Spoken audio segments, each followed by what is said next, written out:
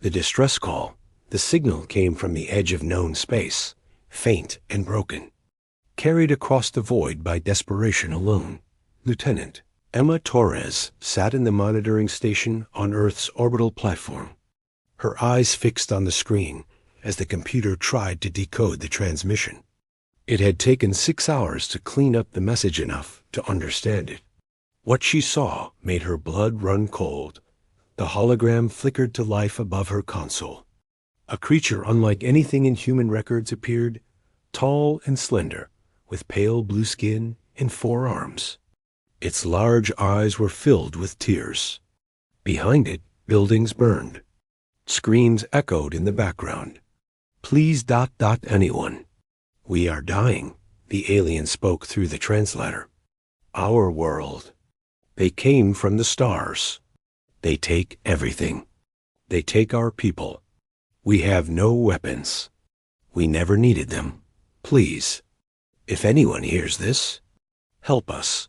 The transmission cut to static. Torres immediately sent the message up the chain of command. Within 2 hours, it reached Admiral James Ross, commander of Earth's United Defense Fleet. He watched the recording 3 times in silence, his jaw tight. How far? Ross asked. 42 light years, sir, his aide replied. The Kaleri system. We've never had contact with them before. Ross pulled up the star charts. The Kaleri system sat in unexplored territory, far beyond human space. Getting there would require a month-long jump through hyperspace. Do we know who's attacking them? Ross asked. We've picked up other signals from that region. Intercepted military communications. They call themselves the Drax Empire.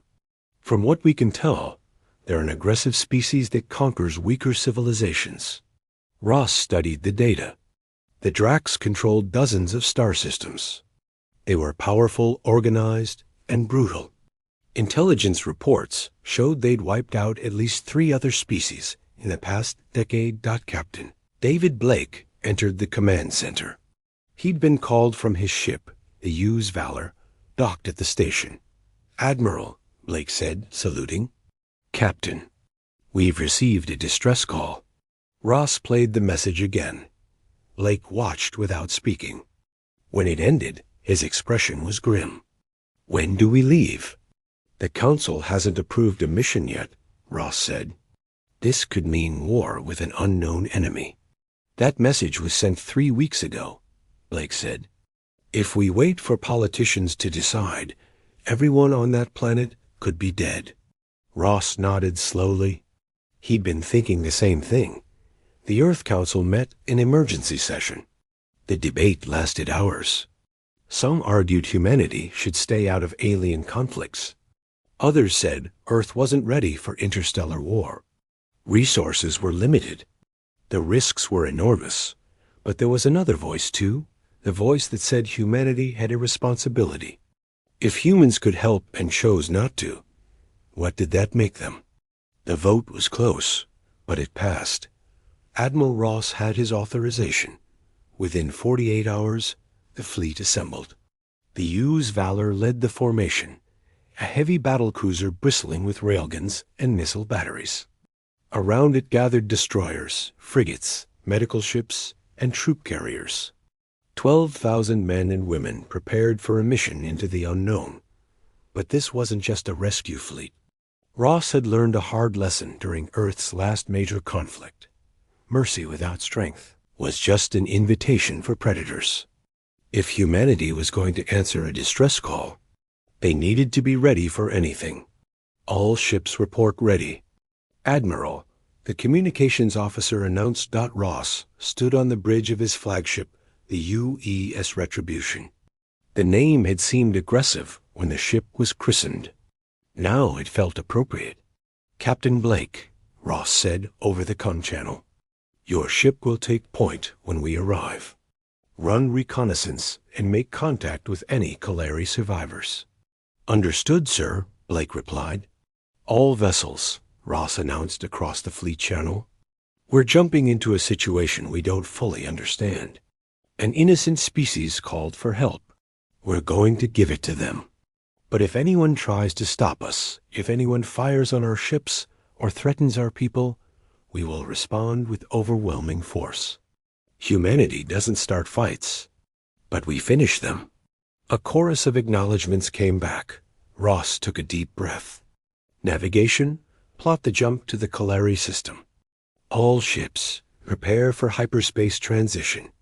The fleet's engines hummed with building energy. Space around the vessels began to distort. Reality bending as the hyperspace drives engaged. "Jump in 3.2.1. Jump." The stars stretched into lines of light, and the fleet vanished from Earth's orbit. 42 light-years away, the Kalari were still dying.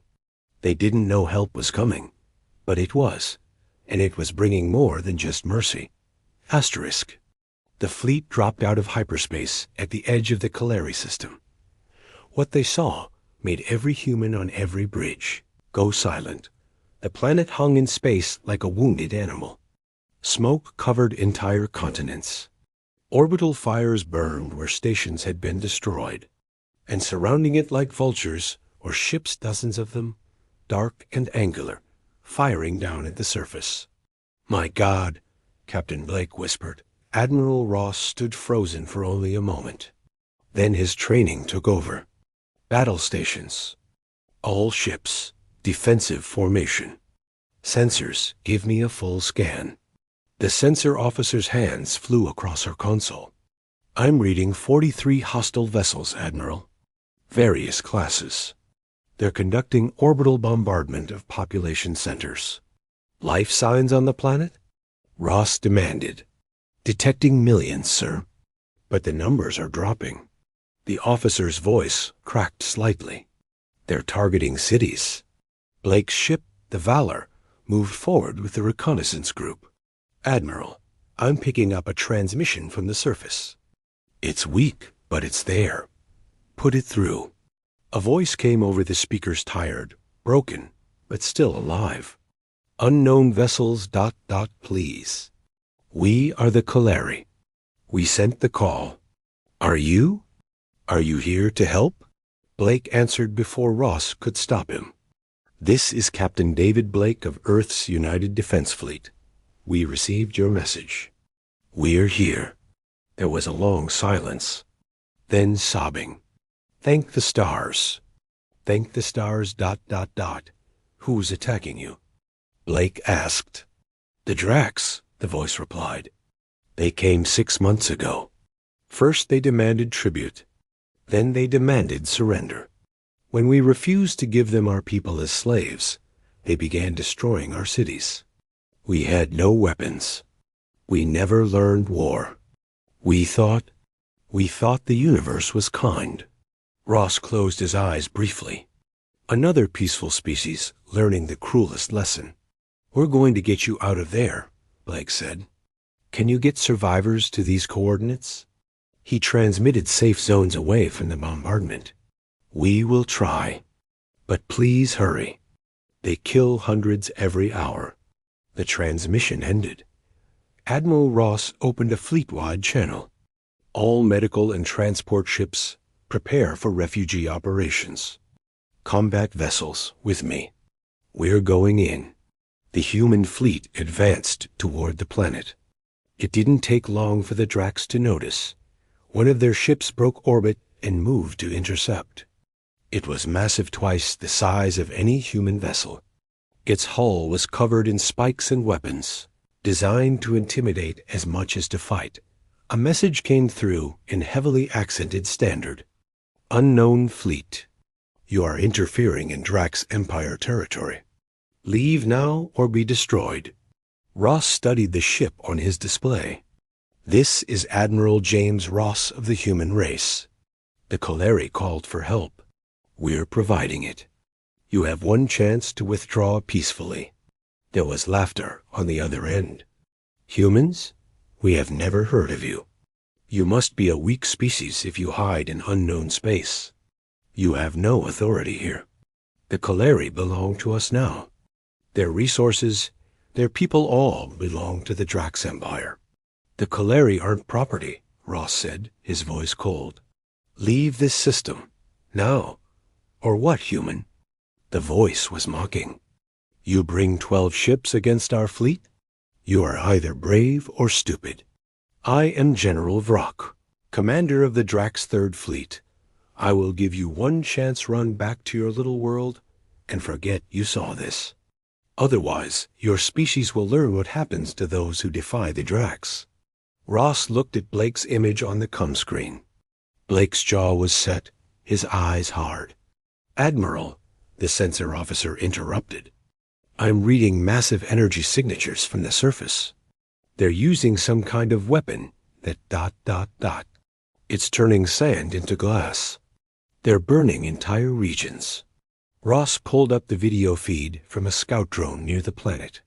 What he saw made rage burn in his chest. Cities were melting. People were running through streets as fire rained from the sky. The Drax weren't just conquering, they were torturing. Admiral, the Kalari leader is on the line. Communications reported. She says she's Elder Mera. She wants to speak with you. The hologram appeared, elderly Kalari female, her 4 arms wrapped around herself. Behind her, children huddled in what looked like a bunker. Human Admiral ... please. They're going to kill us all. We've lost 12 colony worlds already. Billions dead. They enjoy our suffering. They laugh when we beg. Ross saw the children's faces, saw their fear, saw in them every human child that had ever faced monsters. He made his decision. Elder Myra, get your people to the coordinates we sent. We're coming down to get you. But the Drax won't be a problem much longer. Ross switched back to Vrock's channel. General Vrock, I gave you a chance. You chose violence against innocence. That was a mistake. Foolish human. You dare threaten me? I'll asterisk.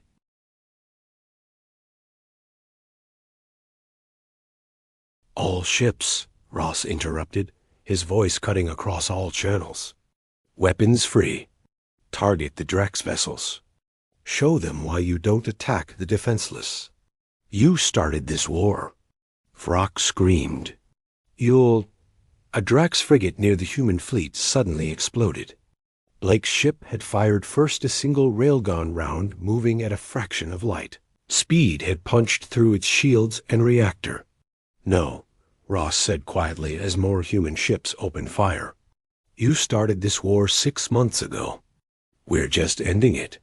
Vrock's response was immediate. His entire fleet turned toward the humans and fired. The Battle of Kalari had begun. Asterisk retribution. The space between the human fleet and the Drax armada lit up with weapons fire. Plasma bolts and energy beams crossed the void. The Drax had numbers 43 ships against humanity's 12. They had size their vessels dwarfed the human cruisers. And they had confidence born from 100 conquered worlds. What they didn't have was experience fighting an enemy that fought back. The first Drax wave came in fast, guns blazing. They expected the humans to scatter or retreat. Instead, the human ships split into precise formations, moving like a school of fish that had practiced together for years. Target their command ship's engines, Admiral Ross ordered. All frigates, focus fire. 6 human frigates unleashed their railguns at once. The projectile solid metal slugs accelerated to incredible speeds, slammed into General Vrock's flagship. The Drax shields flickered and died. 2 more volleys tore into the engine section. Vrock's ship lurched, spinning out of control. Impossible. Vrock's voice roared over the comm. Our shields should have... Your shields were designed for energy weapons, Ross interrupted calmly. Our railguns use kinetic force. Simple physics. Captain Blake's Valor dove under 3 Drax cruisers, his guns firing in rapid succession.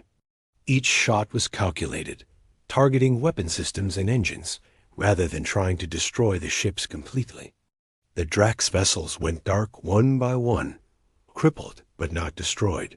Admiral, "They're regrouping," the tactical officer reported. "They're trying to surround us." "Let them," Ross said. "All ships, execute pattern Delta 7. The human fleet suddenly contracted into a tight sphere, ships almost touching. The Dracs closed in from all sides, thinking they had the humans trapped. Then every human ship fired outward at once. It was like a metal flower blooming in space. Missiles, railgun rounds, and laser fire shot out in all directions. The Drac ships, packed together in their encirclement, had nowhere to dodge. 8 vessels exploded. 12 more went dark, their systems fried. The Drax formation broke apart in chaos. "All medical ships, proceed to the planet," Ross commanded. "Combat vessels, keep them off our rescue teams." While the battle raged in orbit, Blake took the Valor and 4 other ships down through the atmosphere. Below them, fires covered the landscape. But the scanner showed gathering points where thousands of Kalari waited. "Prep the transport teams," Blake ordered, "and get our Marines ready. If there are any Drax ground forces, they need to be neutralized." The ships landed near the first refugee camp. The rear doors opened, and human soldiers poured out, weapons ready. But what they found made even the hardened veterans stop. Thousands of Kalari men, women, children sat in the ruins of their city. They were thin, injured, covered in ash. Many couldn't even walk. When they saw the humans, some started crying. Others just stared, as if they couldn't believe rescue was real. Elder Mira approached Blake slowly, her 4 arms trembling. You actually came." "We said we would," Blake replied. He gestured to his people. "Medical teams, start treatment. Engineers, check for survivors in the rubble. Marines, sweep the perimeter. Captain." A Marine sergeant ran up. "We found something. You need to see this." Blake followed him to what looked like a prison camp on the edge of the city. Inside were not just Kalari, but dozens of other species, all enslaved, all bearing marks of torture and abuse. A bird-like alien with broken wings spoke through a translator. "The Drax. They take people from many worlds. They use us as slaves. Those who resist, they kill slowly as examples." Blake felt rage burn in his chest. "Not anymore. Get these people on the transports. All of them." Back in orbit, the battle was turning.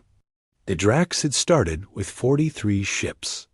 Now they had less than 20 still fighting. Vrock's flagship, engines destroyed, drifted helplessly. "General Vrock," Ross transmitted, "order your remaining ships to stand down." "You've lost." "Never." Vrock screamed. "I've called for reinforcements. The Drax home fleet is coming. 50 warships." "You cannot." "Then I'll destroy those too." Ross said simply. As if summoned by his words, space tore open with new hyperspace portals. Massive Drax battleships emerged the home fleet, just as Vrock had promised. At their center was the largest vessel yet, covered in gold plating and weapons. "Humans," a new voice boomed across all channels. "I am Emperor Kral of the Drax. You have interfered in our conquest. You have destroyed our ships. For this, your entire species will be enslaved. Your worlds will burn. Your—" Ross cut him off. "I'm tired of listening to bullies make threats. All ships, new target the Emperor's flagship. Fire everything." What happened next would be talked about across the galaxy for generations. The human fleet battered, outnumbered, down to 10 functional ships, turned as one toward the Drax Emperor. And they didn't just fire their weapons. They fired everything. Every railgun, every missile, every energy weapon.